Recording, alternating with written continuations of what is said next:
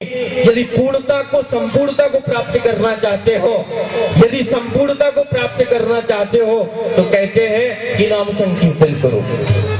यदि समृद्धि सुख शांति के लिए जिन ऊर्जाओं की, जिन दैविक शक्तियों की आवश्यकता है, उसके लिए कहते हैं नाम संकीर्तन करो, सत्संग करो। लेकिन सत्संग का जो है वो प्रभाव इसीलिए नहीं हो रहा है कारण सत्य का और संग भी दिखाई दे रहा है, सत्य भी समझ में आ रहा है, लेकिन हम उस सत्संग के दौरान हमारा जो अंग है वो धारण नहीं कर पा रहा, उस नजर को, उस विचार को, बस वो धारण नहीं कर पा रहा है। इसीलिए सत्संग का लाभ जो है वो हमें मिल नहीं पा रहा है और हम बार बार सत्संग करते जाते हैं। तो ये अभ्यास है। लेकिन ये जो प्राचीन विधा है, ये निशान महोत्सव, निशान चढ़ाना कोई आज का नहीं, सैकड़ों हजारों वर्ष पुराना है, सैकड़ों वर्ष पुराना है, हजारों वर्ष पुराना है। तो ये समाज की एकता और अखंडता के लिए है। ये रीत प्रीत और नीत का संगम है। ये ममता का प्रतीक निशान अपना,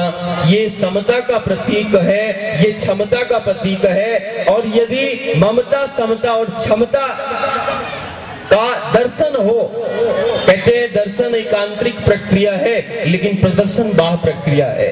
तो हो सकता है कि हमारे भक्ति के दौरान प्रदर्शन भी होता है लेकिन उस प्रदर्शन में दर्शन हो, दर्शन बाहर नहीं होगा, दर्शन तो अंदर ही होगा, प्रदर्शन बाहर होगा।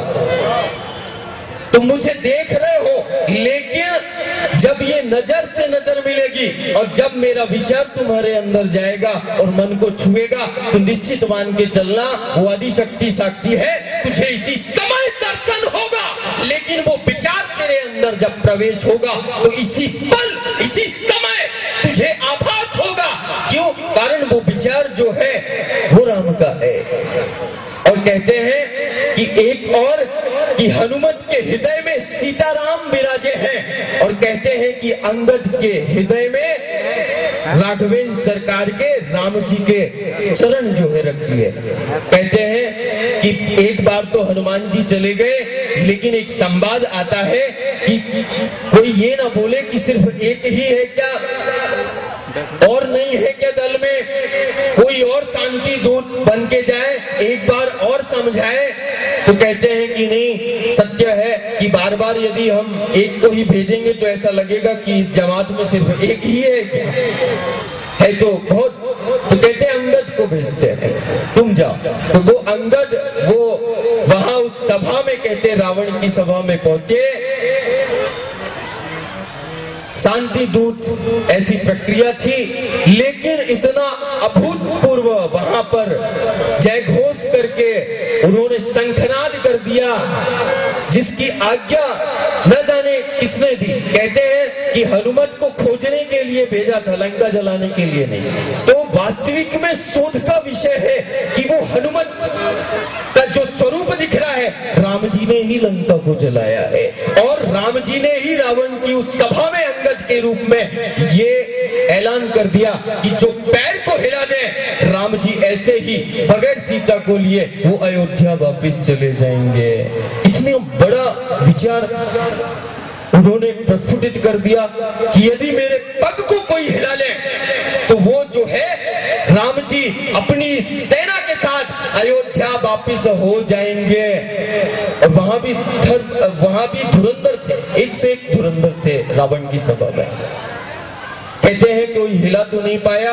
जब वो वापस आए तो हनुमान जी ने ऐसे वो बैठे तो कहते अंगद एक बात तो बताओ, तुमने इतना बड़ा निर्णय जो है वो उस सभा में कैसे ले लिया?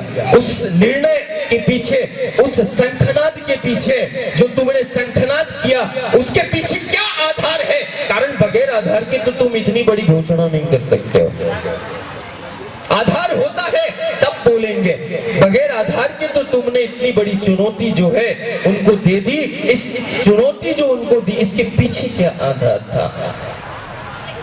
कहते हैं प्रभु आप तो हमारे गुरु स्वरूप है। अंगद हनुमान जी से बोलते हैं कि आप तो गुरु है और गुरु ने हृदय में सीताराम का निरंतर वास रहता हनुमत के, लेकिन हमारी उतनी समर्थता नहीं। हमने तो जो है वो रघुकुल शिरोमणि के चरणों का जो है वो अपने हृदय पे रख लिए, और जिसके हृदय में श्री चरण हो राम के, हरि के, गुरु के, सतगुरु के, जिसके हृदय में श्री चरण का अर्थ हो, उसका पैर कोई हिला नहीं सकता है, उसका वो कदम जो है वो कदम पीछे नहीं कर सकता है। क्यों? और ना वो समाज उस कदम को पीछे कर सकती है, कारण उसके हृदय में राम के चरण है, उसके हृदय में हरि के चरण है। और जिसके हृदय में राम के चरण, जिसके हृदय में कहते हैं अपने गुरु के चरण, जिसके हृदय में कहते हैं अपने सदगुरु के चरण हो, उसके चरण को जो है कोई हिला नहीं सकता, उसके पग जो है वो पीछे नहीं, वो आगे बढ़ते जाएंगे। तो आज सत्संग का एक उद्देश्य होता है, ये भी है कि हम अपने हृदय में यदि छवि ना बना पाए, हम अपने हृदय में यदि अपने इष्ट परमात्मा का स्वरूप रखने में यदि हम असमर्थता हो रहे, कारण एक मंदिर में कहते हैं कि वो स्थायी 24 घंटे वो प्रतिमा रहती है। कहते हैं सेठ जी ने मंदिर को बना दिया, लेकिन 5 और 10 साल में वो मंदिर में समाज माथा टेकने लगा, लेकिन बनाने वाला बड़ा होता है। लेकिन जिसने मंदिर को बनाया, समाज ने उसको अमान्य कर दिया, लेकिन मंदिर को